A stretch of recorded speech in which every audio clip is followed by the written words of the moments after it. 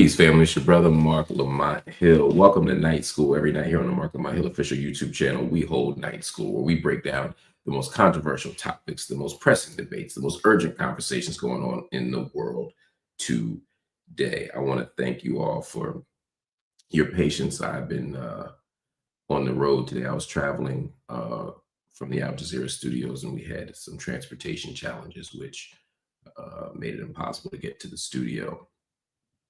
But we here and we live. And again, my deepest apologies for not making it sooner, but I literally got here as soon as I could and immediately jumped over to rap to y'all, taking crazy stuff out my pocket. Don't worry about me.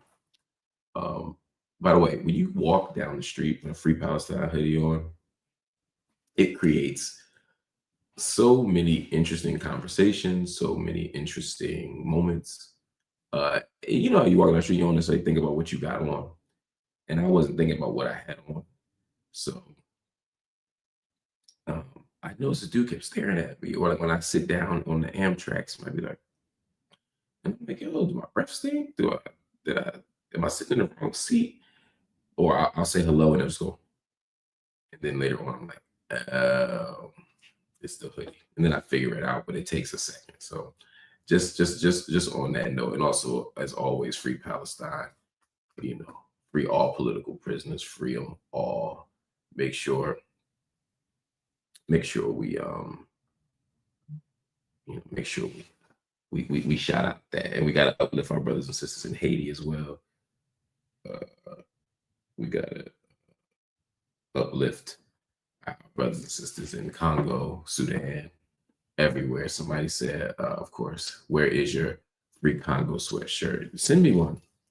You send me a free Congo sweatshirt, I'll rock it. I'll rock it every single day. I'm not sure what you mean when you say free Congo. It's a little bit of a different situation, but I'm happy to rock anything that shows solidarity with the Congo. You know, I see people shouting out Tigray. There's a crisis going on in Tigray, which I've covered obviously on Al Jazeera. So look, I get it. I get all of it. I get the drama. I get the contradictions. I get the strife, I get the imperial interventions, I get all of it. And I'm down to talk about and support any oppressed people. And I stand with all oppressed people. Palestine has a particular place in my political agenda, and it has a particular place in my my intellectual work and in my heart because of my experiences. You know, I'm a spiritual son of Malcolm X. I am, part of a Black radical tradition that has looked at Palestine in particular. And I've struggled with Palestinian people. I've organized with Palestinian people. I stand next to Palestinian people, and I do research in Palestine. So that's why, but I don't think that Palestine is somehow more urgent or that it's superordinate to some of these other places, and other issues and other struggles and other arguments. Anyway, we're going to take some questions tonight. I'm going to talk. I got a few things to talk about. I'm going to get right to it. I'm feeling good. I'm feeling energized. And I want us to build. I want us to rap about all of the stuff going on in the world. The first thing is, y'all said I need a haul. So you know what we're going to do? I'm going to do something better. I got something even better for my voice. Somebody said I was punching the air when Donald Trump won. Was I?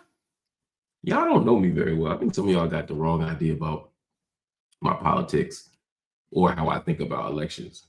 I didn't want Donald Trump to win. I did everything I could to stop him. But, it's America. You were going a whole minute. Just think about it, Donald Trump. It wasn't a minute. It's your own line. Watch. It was actually like 10 seconds. I looked teary. I wasn't teary-eyed. I was sleepy. Let's get to some of these questions. Williamson said, "Is there any room for another party, the Green Party, the Green currently, to make headway or no?" Absolutely. The Green Party is making headway. Let's be honest about what's going on here. People think that, and again, I have my own criticisms of the Green Party as a member, but the truth is the Green Party is around all 4 years. The Green Party is in local cities.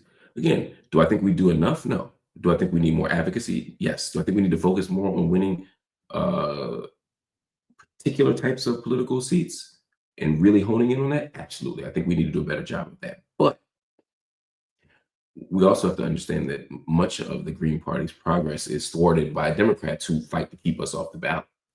Democrats fight to remove us from those struggles so that we can't run for mayor or city council as the Green Party. They want to kind of subsume us under these other banners to take away the radical teeth, to defang the party itself. So let's be honest about that. There is room for the Green Party to grow. And again, I think the best way to make it grow is by winning at the local level. I think the Working Families Party does a great job of building at the local level. Now, they have different politics, they are not as radical. But the strategy I'm talking about, the strategy makes a lot of sense. And I want to get to the first topic here. Kamala Harris's team is blaming President Biden. We're now 2 days after a pretty sizable loss by Vice President Kamala Harris to former President Donald Trump. And in the aftermath of that loss, many staffers, many people on Kamala Harris's campaign team are saying that the reason she lost was because Joe Biden took too long to step aside, that Joe Biden bowing out in July denied her the opportunity to have a full campaign season, to launch a full strategy to win an election effectively. And they're saying if Joe Biden steps aside sooner, if Joe Biden doesn't carry out an impossible campaign for re-election, that Kamala Harris would be the president right now, the president-elect right now. And I gotta say, that's ridiculous. That is absolutely ridiculous. Kamala Harris, Vice President Kamala Harris, ran a valiant campaign. She ran a energetic campaign. She ran a strong campaign. I don't think she lost because of a lack of effort. And that may seem like faint praise, but it's not. I've seen people like Fred Thompson, who was supposed to be the next big thing, walk for president. He didn't even run for president. He walked for president. I've watched people lose because they didn't try hard enough, or they ran an uninspired campaign or whatever. That ain't it. Kamala Harris worked hard enough, and she had enough time to run a campaign. It's something else. Let me be specific.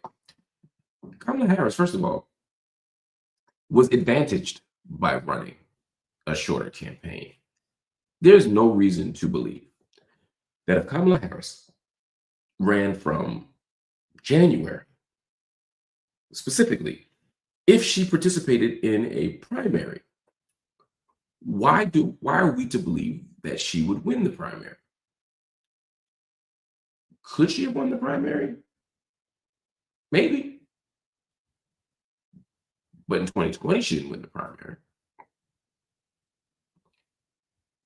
In 2020, she was at the bottom of the race, one of the first people to leave. So if history is an indicator, no, but she's now vice president. And again, Joe Biden didn't poll well in 88. Joe Biden didn't poll well in 2000. Joe Biden didn't poll super well in 2008, and yet he polled really well later. So being vice president is a boost. So maybe she does well with that boost.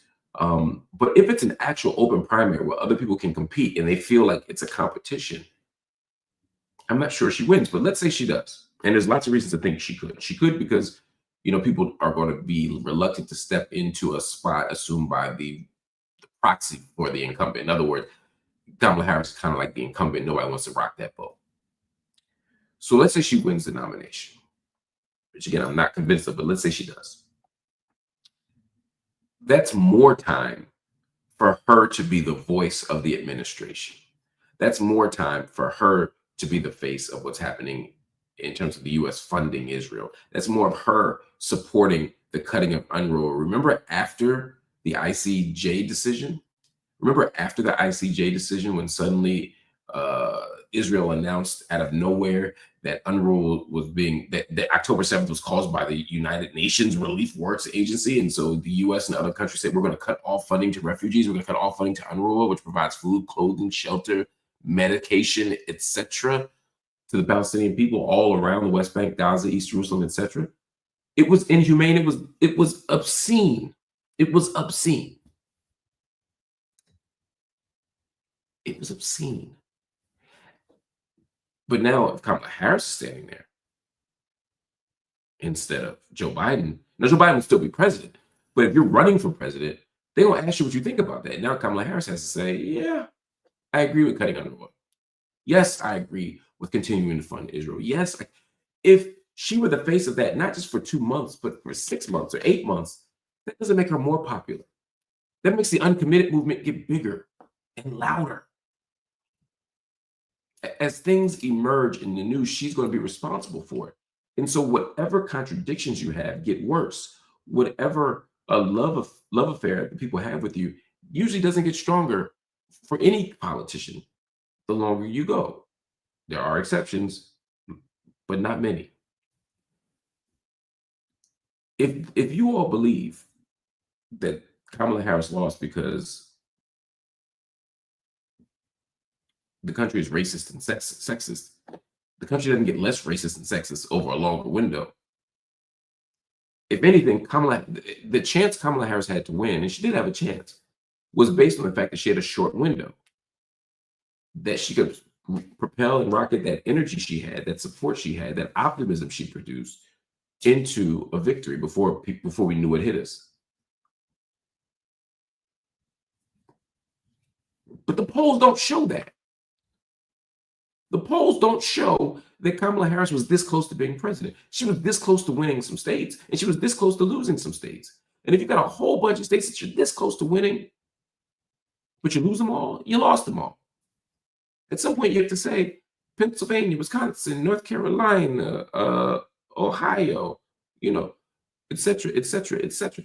There's no way to lose all of them states and say, well, yeah, if I just had more time, if people knew more about me. The things that they knew about were the things that made them not vote. There's no secret progressive agenda she was going to unveil. There's no secret populist platform she was going to produce. I hear the alliteration. And so nothing you did was going to make it better. The fact of the matter is, the Kamala Harris campaign lost because they ignored what the American people wanted. The polls show that if you run on the ceasefire platform, if you run on a Medicare for all platform, you win. If you run on reparations, it's more complicated. Fine. But Americans, let's just look at Pennsylvania. The voters themselves said, we are more likely to vote for somebody if they're willing to stop sending weapons to Israel. And she said, you know what? I stand with Israel. People said, we're more likely to vote if she's willing to end this genocide. And she said, Israel has a right to defend itself. We're never going to stop. Now, you could say that those two things aren't competing claims, but they are to the extent that they're still framing in the United States political lexicon and in political playbook, they're framing Israel's genocidal war on Gaza as a defensive war. They're saying Israel's just defending itself from Hamas. And so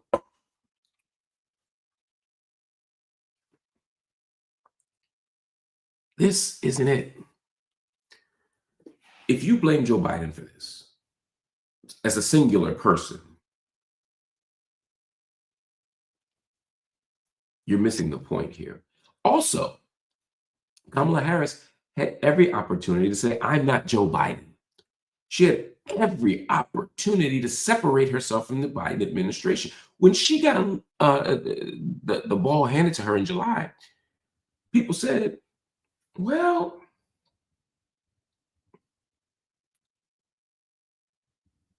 she is the VP, but she's not the president. Just because Joe Biden is pro-genocide and isn't working to defund Israel doesn't mean that she got to be that. Maybe she's different. Let's give her a chance. You can't hold her accountable for what she did as VP. All the talking points. And then at every opportunity, she neglected to demonstrate how she was different. How was she different on fracking? How was she different on education? How was she different on climate change? How was she different on Israel? How is she different on immigration? There is no answer that makes sense. Also, 20% of the American people said that they were happy with the direction that the country was headed in. That means 80% were unhappy with the direction that the country was headed in. So if Joe Biden is the figurehead, if he is the face of the country, if he is the representation and the embodiment of the direction the country is headed in, and you don't show that you're different than that person who's directing the country, then why would somebody choose you?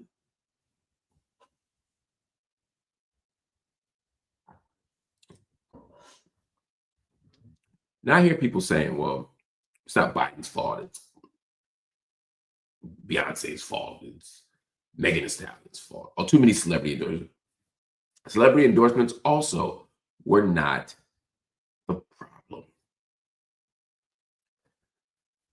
I think if you have a progressive, take progressive off the table. If you have an agenda that the people want, and then Beyonce comes up, and Kelly Rowland comes up, and then Megan Thee Stallion comes up, you can raise up the dead, Michael Jackson come out.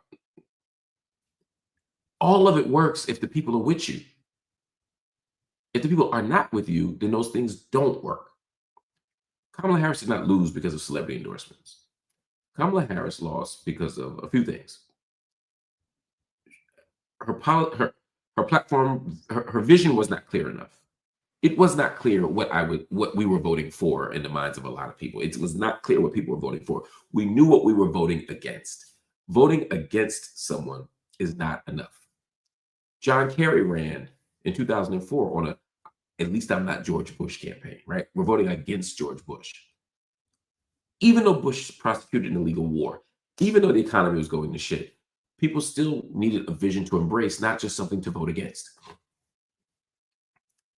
Mitt Romney ran against Obama. It wasn't enough. Even people that hated Obama were like, yeah, but at least I know what he stands for.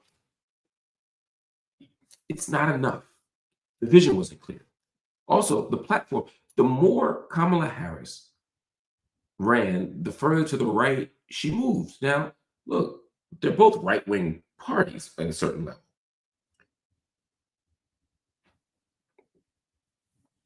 But there's an expectation from the voting base that you're going to at least have a pretense of progressivism. But she kept moving further to the right. People are like, yeah, we want to stop these wars. She's like, I'm going to fund them. War. So if you're a Trumper, you could say, hey, under Trump, there was less war. The economy seemed better, et cetera, et cetera. Now, times were not better under Donald Trump. I could give you a million reasons why. But to a voter that's committed to that position, Kamala Harris didn't offer a strong enough counter. So you move to the right, and it's like, look, if you're going to take a centrist position or a right-wing position on certain issues, we can get a better right-winger than Kamala Harris, right? We can get a right-winger.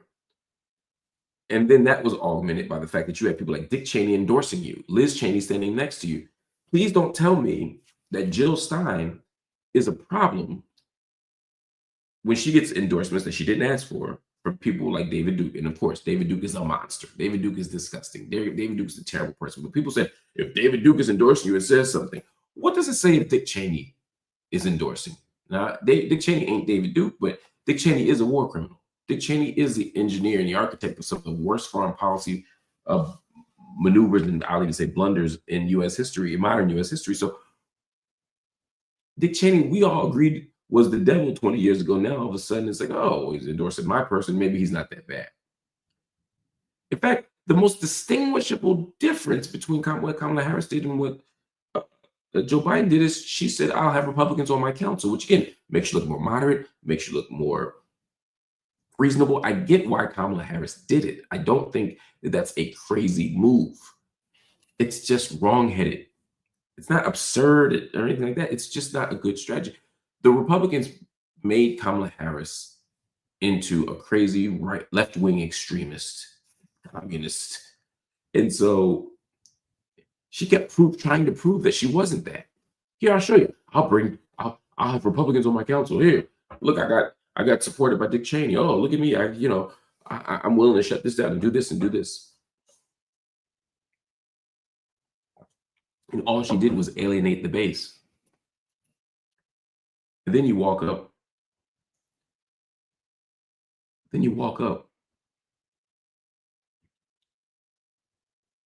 To Michigan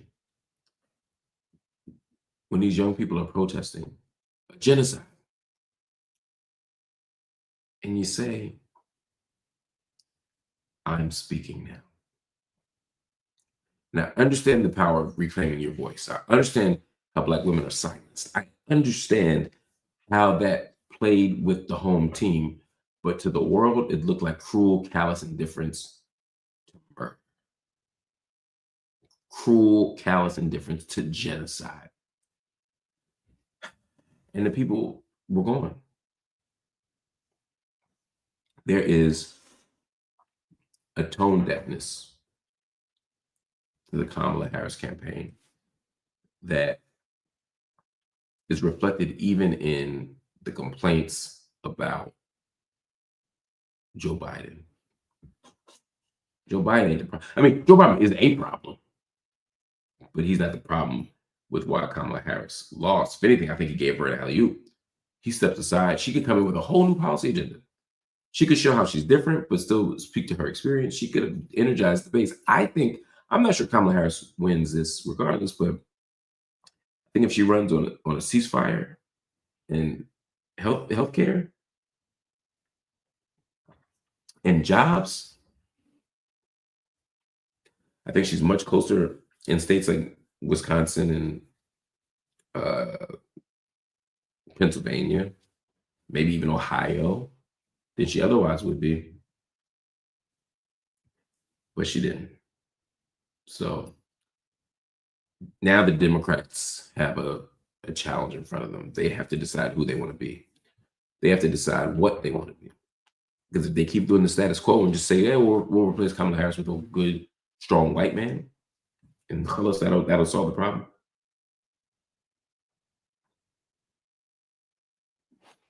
They're going to be very disappointed. And even if they win the election, which I'm not sure they would, it's not enough. It's not enough. So I'm typing a banner for y'all.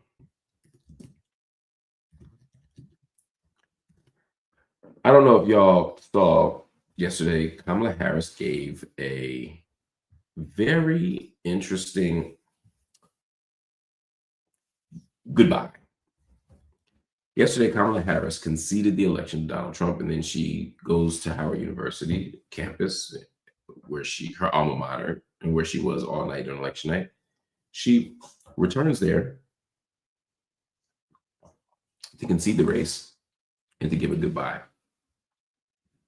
By most accounts, it was an excellent speech. By a lot of accounts, it was the best speech she's ever given. It's tough. It's tough to give your best speech in your concession, but it happens. Again, she was gracious, she was articulate, she was powerful, she was passionate. She was a lot of the things that people saw in Kamala Harris and wish that the world could see. We heard the same thing about Hillary Clinton. Remember when she was in New Hampshire and she kind of broke down after she lost the Iowa caucus? People are like, this is the Hillary we want to see. We want to see a human being.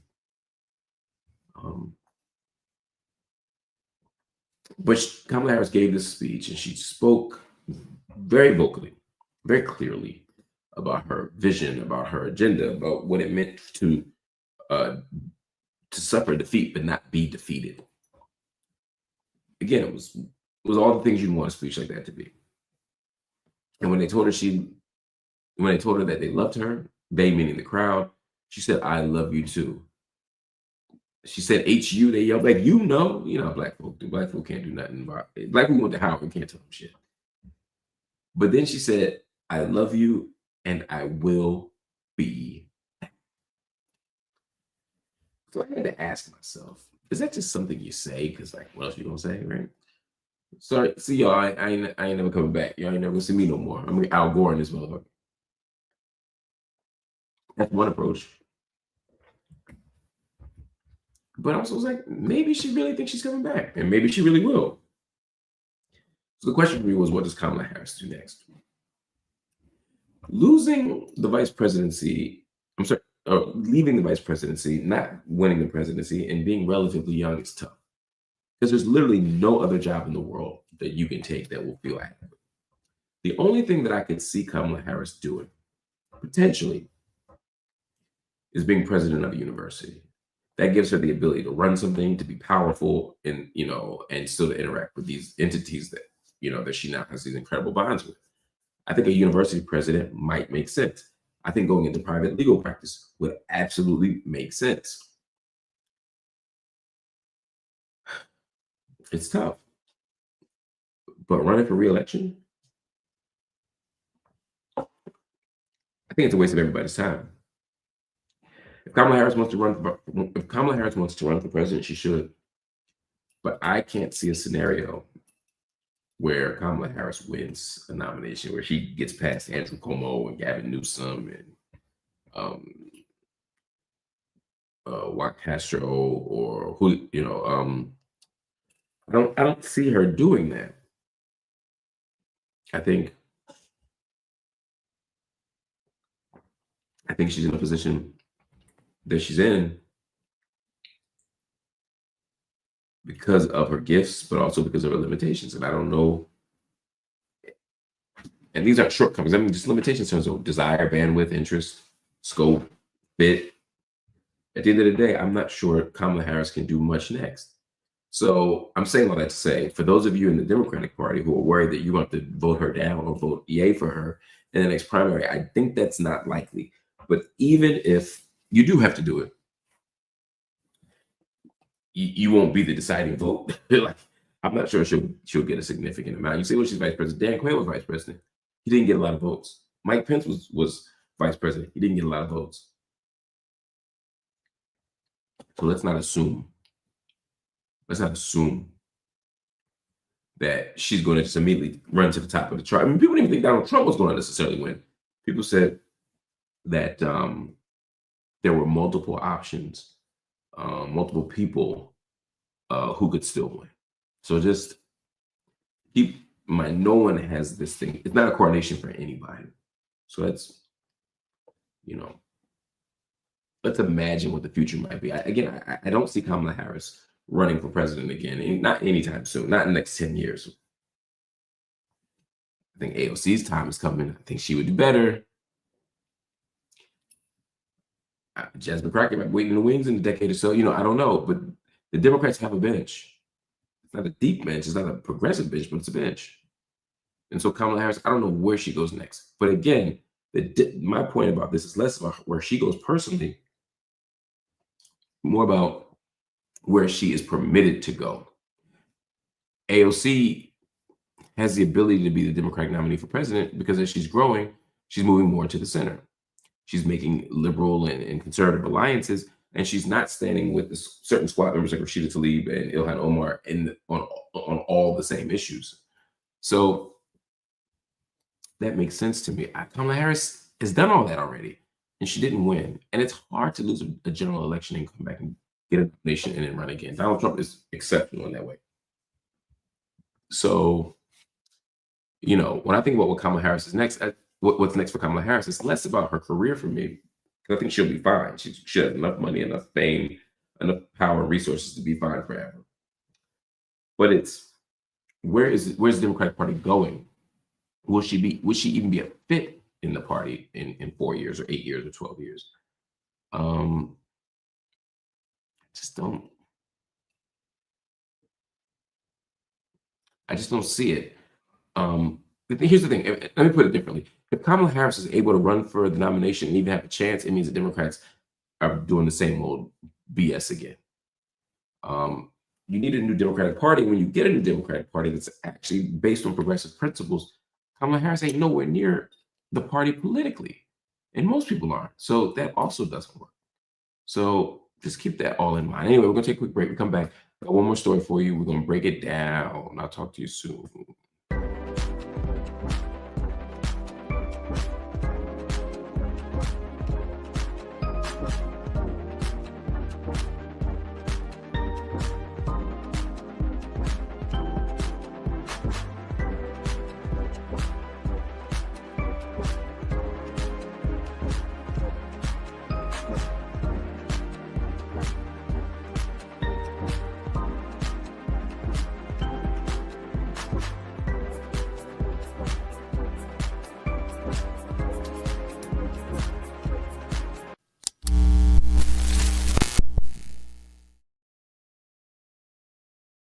Welcome back to Night School. I am fascinated by the people who voted for Donald J. Trump.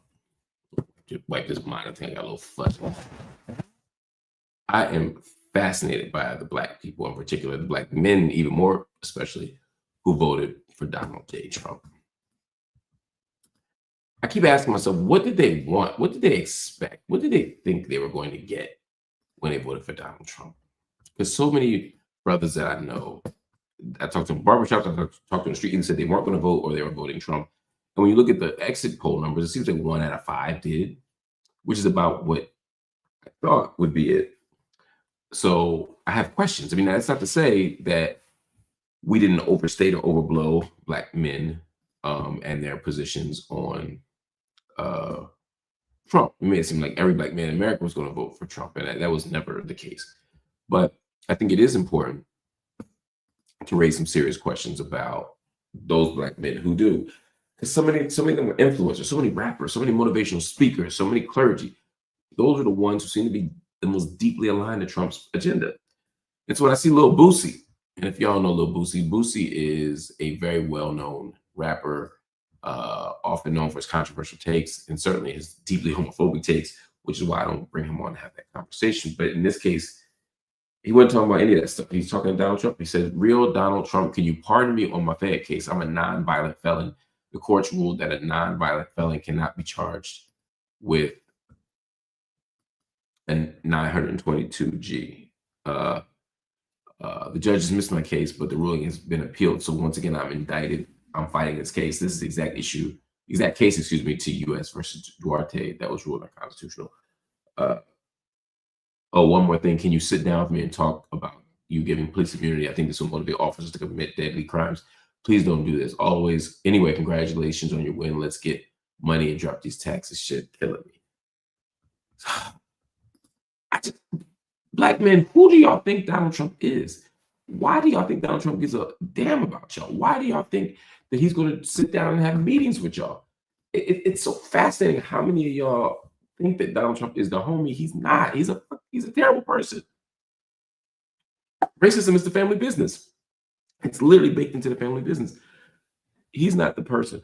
But when I hear Boosie say this stuff, when I hear Boosie talk about this stuff, I realize that he's far from singular. He's far from alone. He is part of many Black men who really believe that Donald Trump's going to make their lives better, as if 2000 didn't happen. Excuse me, as if 2008 didn't happen.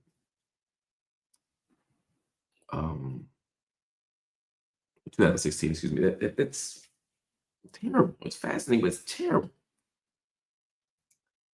Boosie's asking for criminal legal reform, criminal justice reform. He's asking for food. He's asking. Y'all are asking for things that Trump don't give a damn about. Y'all are asking for things that Trump doesn't want to give y'all. Now, Trump can be moved in a certain way on some of these issues. We saw that with Kim Kardashian, but Trump doesn't have. I'm trying to find a way to say this that. Let me take a step back. Donald Trump isn't driven by ideology. Donald Trump is driven by power. Donald Trump does not want to change the world. He just wants to run the world. And so, yeah, you can get him to do some things, but you're not going to appeal to what's right and what's wrong. You're not going to appeal to ethics or values or morality. That doesn't work. You're not going to.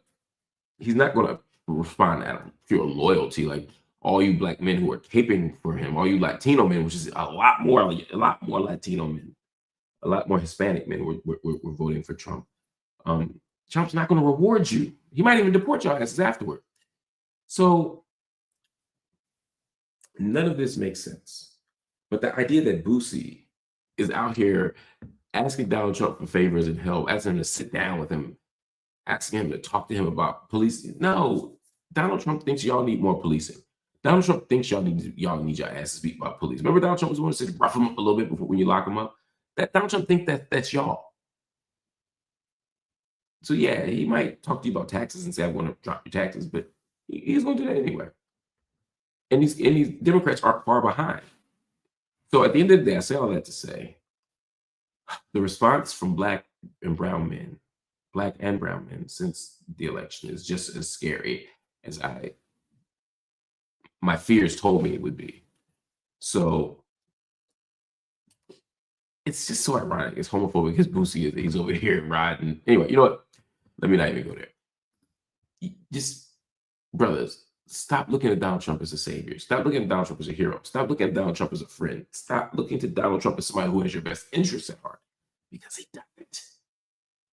Boosie is just another example of it. Anyway, that's it for Night School tonight, y'all. Thank y'all for watching. Hit the like button, hit the subscribe button, hit the join button if you're so inclined. When you do that, you give us the financial stability that we need to make the show work, to keep the network going, to pay our staff, to take care of all of our business, to take care of all of our bills, to do night school at 9 p.m., to do office hours at 9 p.m. as well on Sunday. Night school's Monday to Friday, to do coffee and books 9 a.m. on Saturday, and do the classroom in the cell 9 a.m. on Sunday. These are all programs that require a lot of work, a lot of editing, a lot of production, a lot of great people who do a lot of amazing things. Your donations help us achieve the goal of meeting our financial goals for the month. So go to Cash App, go to PayPal, go to Venmo, go to Zelle. Use the platforms that are written there, and please donate something. If it's $1, we're grateful. If it's $1 million, we're a little more grateful, but we're grateful nonetheless. And if you're asking, if everybody watching tonight, if everybody watching right now were to drop $10, if everybody could just donate $10 who's watching right now, we would meet our financial goals for the month. Of course, we'll accept more, we'll take less. It's all love. We just are grateful for the sacrifices you all are making. But please consider something to Cash App, PayPal, Venmo, or Zelle. In the meantime, we're going to read a couple of the wonderful commentaries that people send in. Let's see what we got here. What are your takes on the ex and current narratives to why the Democrats lost? That's what I've been talking about all night. Yeah, I think most aren't true. I think most demonstrate a lack of self-awareness and accountability. Also, what about merch around Free Palestine and pro-Palestine silicone wristband with a percentage of profit going? This hoodie comes from my bookstore, UncleBobbies.com, but more wristbands, more other things for other countries and Palestine, I'm down with. Just let me know.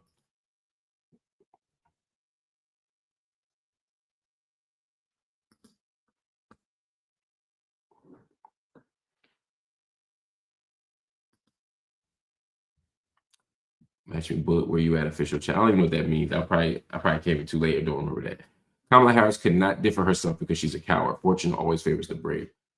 I don't know if I call her a coward. I think she's done some things that are wrong and unprincipled. I think she believes they're correct. And I think she's willing to stand on them tall, which is the courage part as opposed to the coward part. But, I'm open to be persuaded. You just have to teach me. What you know about Susie Wiles? I don't know anything about Susie Wiles. Republicans will always vote for Republicans over Republican light. That strategy is absurd as F. I'm not sure Democrats do that either. Green Party does that either, but I'd be curious to know your thoughts on that. Democrats lost to a racist sex offender because they want billionaires mark Cuban puppets rather than terms of people. I can't speak to that, but I can say that billionaires got courted and drawn in a way that I'd never seen before.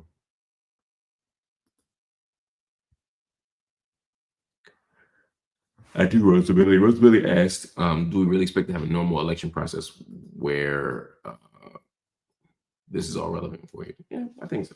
We'll find out. All right, family. Thank you for watching. I'll talk to y'all later. Good night.